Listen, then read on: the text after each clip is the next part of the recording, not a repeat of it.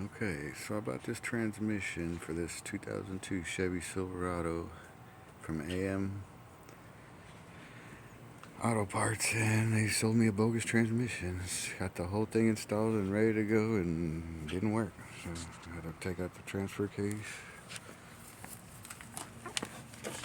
I had to take out the transmission.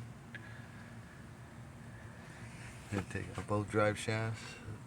Had to disconnect the exhaust, transmission lines, torque converter bolts.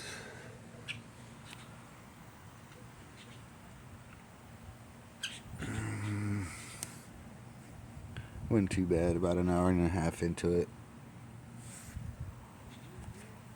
That's all it took.